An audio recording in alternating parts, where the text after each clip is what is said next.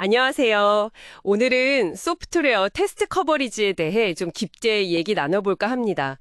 그 코드가 얼마나 테스트 되었는지 보는 거죠. 보내주신 자료들 보니까 다양한 커버리지 레벨이랑 자동화 도구들이 있던데 이게 왜 중요하고 또 어떻게 쓰이는지 핵심만 좀 짚어보죠. 네, 맞습니다. 이게 단순히 코드 실행 여부를 넘어서 얼마나 좀 제대로 테스트됐나 이걸 보여주는 지표들이거든요. 자료에도 구문 커버리지부터 시작해서 항공우주 분야 같은 데서 쓰는 MCDC라는 아주 엄격한 기준까지 다양하게 나와 있더라고요. 네, 자코코, 벡터캐스트, LDRA 이런 도구 이름들도 보이고요. 오늘 그래서 이 좀 복잡해 보이는 개념들을 여러분이 좀 명확하게 이해하시고 이게 실제 상황에서 어떤 의미가 있는지 알아보는 데 집중하면 좋겠습니다. 좋습니다. 그럼 가장 기본적인 단계부터 한번 시작해 볼까요?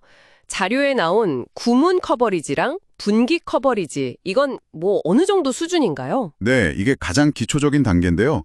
구문 커버리지는 말 그대로 코드 한 줄 한 줄이 적어도 한 번은 실행됐나 이걸 보는 거고요. 분기 커버리지는 이제 if문 같은 조건문에서요. 참으로 가는 경로, 거짓으로 가는 경로 이 두 갈래가 다 실행됐는지 확인하는 겁니다. 아, 그러니까 지도 위에 길이 있으면 모든 길을 한 번씩 지나가 봤나 이런 거랑 교차로에서 좌회전, 우회전 다 해봤나 이런 느낌이군요. 네, 비슷합니다. 기본적인 확인이죠. 그렇군요. 기본적인 확인은 되겠지만 이걸로 충분하다 이렇게 말하기는 좀 어려울 것 같은데요. 예를 들면 되게 복잡한 조건문 같은 거 있잖아요. 그 안에 세부 조건들은 제대로 확인 안 될 수도 있지 않나요? 정확하십니다. 바로 그래서 조건 커버리지라는 다음 단계가 필요한 거죠. 만약에 if A and B 이런 조건이 있다 치면요. 그냥 결과만 보는 게 아니라 A가 참일 때, 거짓일 때, B가 참일 때, 거짓일 때 이걸 다 커버했는지 보는 거예요.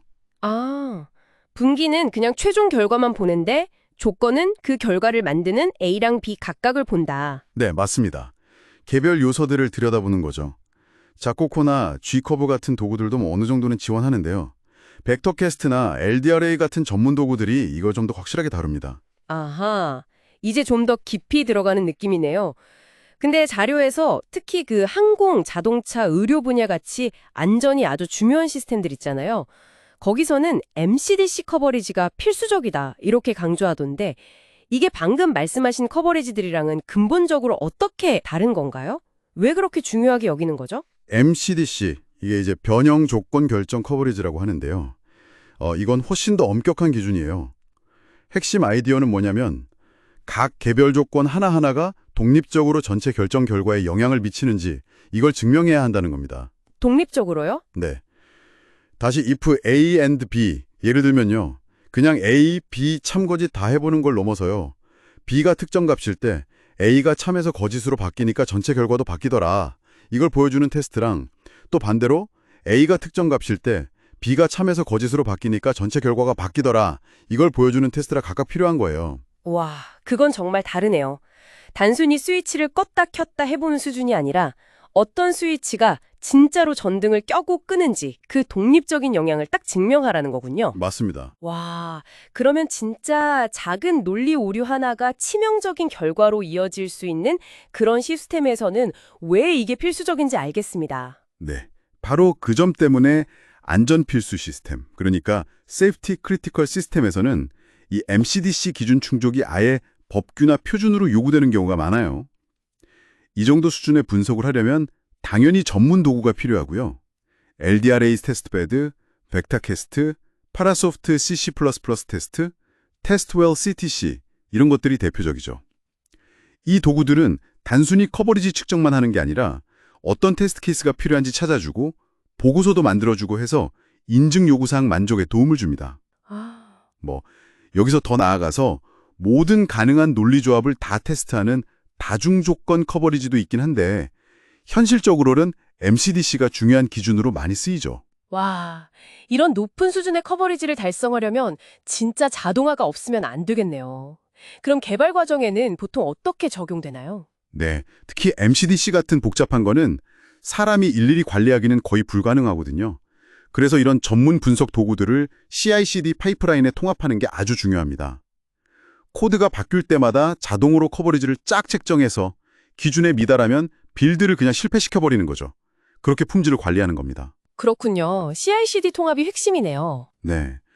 그리고 자료에 보니까 퀄리티 스크롤 커버나 코더 커버 같은 국내 도구들도 있던데 이런 도구들이 요즘은 AI를 활용해서 테스트 케이스 생성을 좀 돕거나 리포팅을 강화하는 그런 기능들도 넣고 있더라고요.